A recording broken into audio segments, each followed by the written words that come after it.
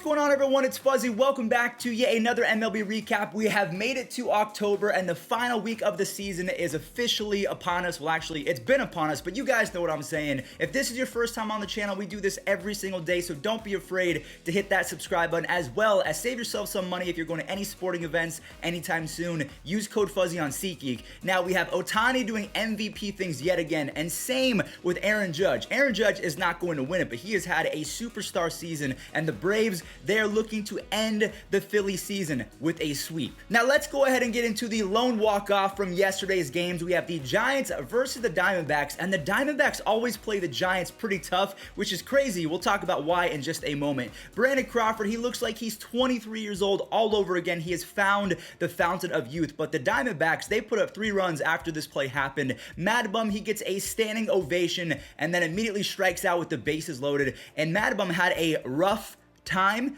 Get it? Because Darren Ruff has an RBI double, Buster Posey has a sac fly to bring the game to within 1, and Brandon Crawford does it with a stick. He ties up the ball game on his 24th home run. He has a whopping 6 WAR and a 143 OPS plus. Arizona, they score in the 5th inning, but Buster Posey, he clutches up yet again on an RBI double. And then Lamont Wade Jr., he has a new nickname of Late Night Lamont. He has a 377 batting average with runners in scoring position, and he's almost hitting 600 in the 9th inning and beyond.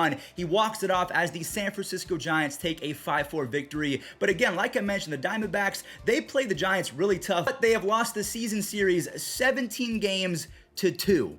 Yeah, that's not good. Now, of course, if we're going to talk about the Giants, we have to talk about the Dodgers as well as the Padres, but the Padres, of course, their season's over, so there's not really much to say. Gavin Lux's teammates were messing with him because we saw that Gavin Lux ran into the wall yesterday, but because they're making light of this, I assume that Gavin Lux is going to be okay, and the home run barrage continued. They hit 5 home runs in the final few innings of yesterday's game, and then Mookie Betts, he leads off with the home run, and Corey Seager turns on another one. They pick it up in the 4th with Justin Turner and AJ Pollock leaving the yard, and I want to showcase this. Fernando Tatis Jr. on his 42nd home run of the year leaves the entire stadium. I've only seen Giancarlo Stanton do this in my lifetime.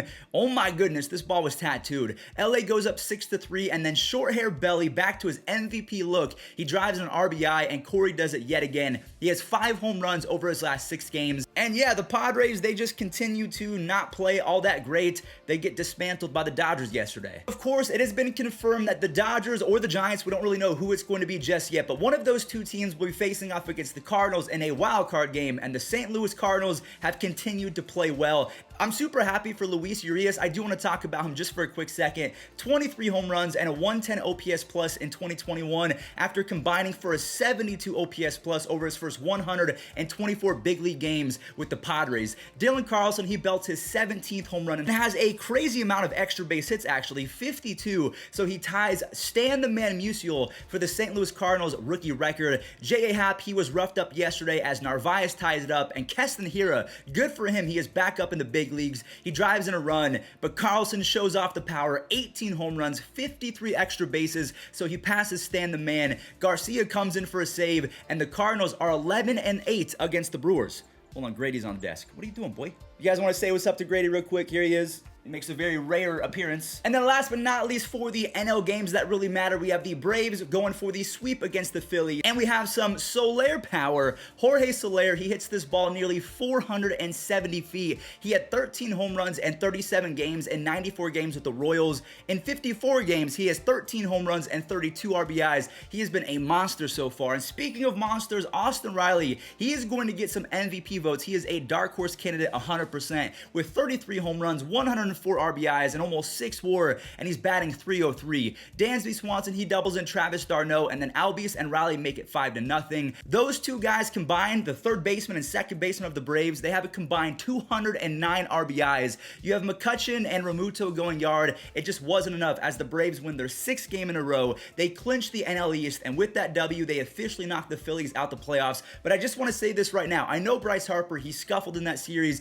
He went 0 for 11, but if you're blaming the Phillies not making the playoffs on Bryce Harper, you're a bum. That's a horrible mindset. The guy is the MVP. It's between him, Juan Soto, Fernando Tatis. You have Austin Reilly in the mix as well. It's going to be close, but if you blame Harper, you're not smart. All right, let's move on over to the wildness that is the AL wildcard. We have the Orioles facing off against the Boston Red Sox, and Kike Hernandez, he launches the first pitch of the game for a home run. And speaking of first pitch, Ryan Mountcastle, he belts the first pitch of his at-bat in the third inning for his 33rd home run. I can't remember how many he has, but it was a 3-run shot. And Alexander Wells, he carved up the Boston Red Sox lineup, 6 innings, only allowed 3 base hits. And Tyler Nevin, I thought he was either Trey Mancini or Ryan Mountcastle.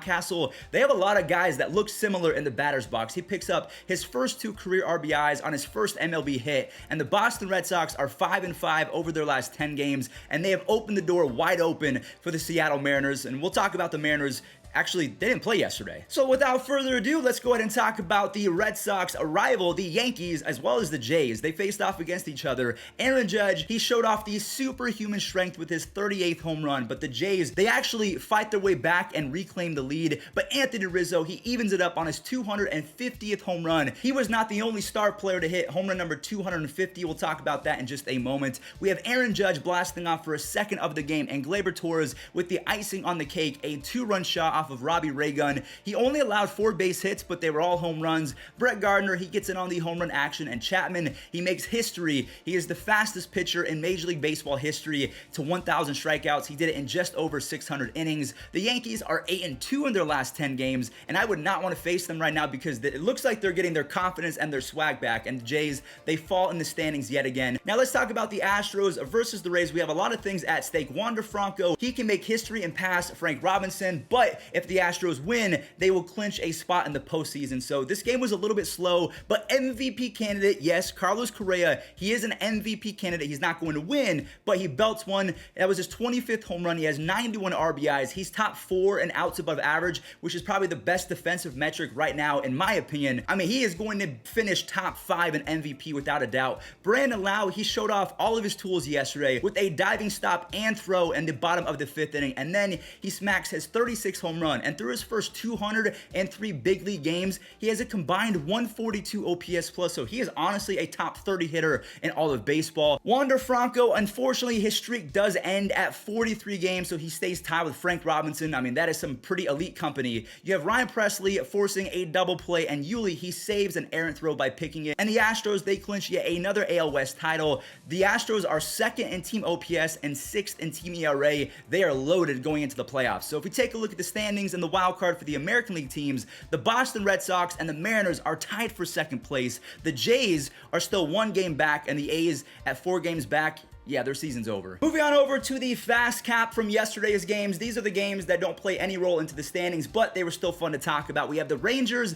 versus the Angels, and Ohtani, he hits his league-leading 8th triple. He scores Brandon Marsh, and he sparks a 5-run first inning as Jared Walsh drives in an RBI. Taylor Ward, he doubles in 2 more, and Rengifo, he singles in that final run. And here come the Rangers. DJ Peters, he powers up for a 3-run tater in the 3rd inning, and Adolis Garcia, he makes history for the Texas Rangers. He has 31 home runs and 90 RBIs. Both of those are rookie records, and he has a 3.8 WAR, and he joins one of 4 rookies in the last 100 years to have 30 home runs, 90 RBIs, and 15 stolen bases. He is in the thick of things for Rookie of the Year, but I still have Randy Arozarena. Brock Holt wins it on a 2-run 2-bagger, and I just want to mention, we brought up 2 guys, Adolis Garcia, who is making history, Randy Arozarena, he made history in the 2020 postseason, and Patrick Wisdom, he might even win Rookie of the Year in the National League. I don't think that's going to happen, but if we take a look at the home run leaders for the 2018 Cardinals minor league system, you see Tyler O'Neill, Carson Kelly, Randy Arozarena, Luke Voigt. I mean, they were absolutely loaded, which is crazy because they probably should have fallen off after giving away that much talent, but they just came off 17 wins in a row. They're in the playoffs, so shout out to the Cardinals. That franchise, they just find ways to win. The Mets embarrassed the Marlins yesterday, 12-3. Pete Alonso, he ropes his 32nd home run in the 2nd inning as Michael Conforto continues to stay hot with an RBI single in the 3rd. And then in the 4th inning, you have Jonathan Villar, James McCann, and Michael Conforto combining for 4 RBIs to reclaim the lead. So it was 6-3 going into the bottom of the 8th when Francisco Lindor hits a grand slam. He has 25 RBIs and 9 home runs in the month of September. It's just a little too late, and same for Pete Alonso on his 37th home run. This came off a positional player. I just find it funny and a little bit ironic that Lindor and Conforto, they kind of click when it doesn't matter, and Pete Alonso, he's been raking all year, so I don't blame him at all. The Cubs faced off against the Pirates, a very easy game to recap. I feel bad for Pirates fans. Ortega and Alcantara, they both hit a home run, and Sergio, this bomb starts a 6-run second inning. We have to head to the 5th because Bodie and Alcantara, they make it a 9-run ball game for Justin Steele. The rookie delivers 7 shutout innings with 7 strikeouts,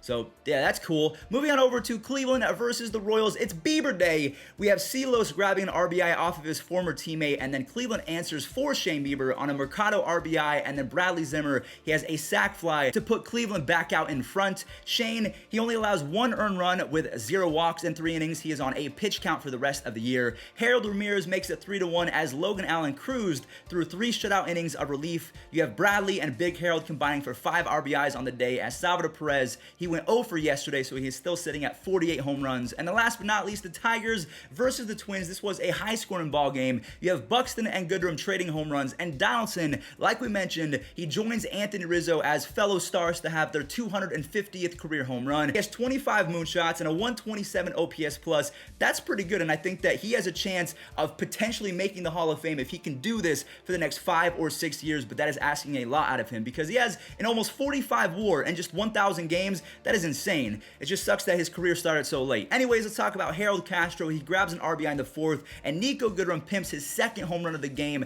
so it's 6-6 going into the 7th. Buxton also has 2 home runs in yesterday's game, but the Tigers end up scoring 3 in the 8th, and then 1 more courtesy of a Jonathan Scope home run in the 9th inning. And yeah, they come away with a 10-7 victory, and that does it for yesterday's games. Thank you all so much for watching. The setup in tomorrow's video should be a little bit more spooky, so hopefully you guys are excited about that. Thank you again for watching all the way until the end if you did. Don't forget to use code Fuzzy on SeatGeek to save yourself 20 bucks off and enjoy this day in MLB history.